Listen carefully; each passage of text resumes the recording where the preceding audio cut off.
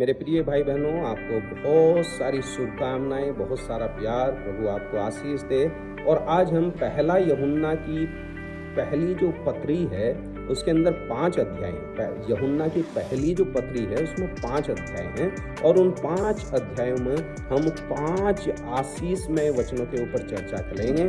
और ये प्रभु का बड़ा प्रिय दास था और हर अध्याय के अंदर आपको आशीषें मिलेंगी। और पहले यूहन्ना की पहले अध्याय में 7 वचन में ऐसा लिखा है, और उसके पुत्र यीशु का लहू हमें सब पापों से शुद्ध करता है।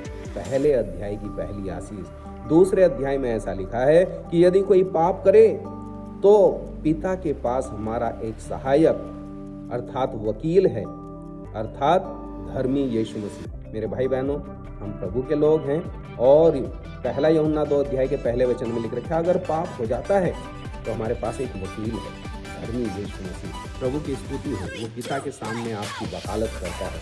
तीसरे अध्याय के 2 वचन में लिख रखा है, हे प्रियो, अब हम परमेश्वर की संतान हैं और अभी तक ये प्रकट नहीं हुआ कि हम क्या कुछ होंगे, पर इतना जानते हैं कि जब वह प्रकट होगा तो हम उसके समान होंगे, और क्योंकि उसको ऐसा ही देखेंगे जैसा वह है।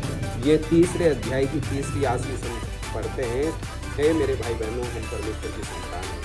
क्या कुछ होंगे, ये भेद की बात है, बाइबल में नहीं लिखा। बस इतना लिखा है, जब हम उसे देखेंगे तो उसके समान होंगे। प्रभु की स्तुति हो। और 4 अध्याय के 4 वचन में ऐसा लिखा है, हे बालकों, तुम परमेश्वर के हो और तुमने उन पर जय पाई है, क्योंकि जो तुम में है वह उनसे जो संसार में है बड़ा है। मेरे भाई बहनों, प्रभु यीशु मसीह का वचन साफ बताता है कि जो तुम में है वो उससे जो संसार में है बड़ा है। आपके अंदर बड़ा है, वो परमेश्वर वास करता है।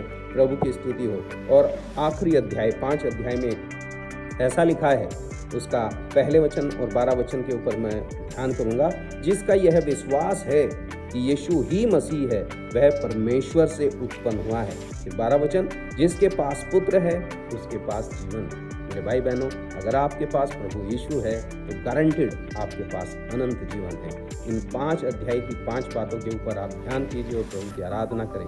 प्रभु आपको आशीष दे।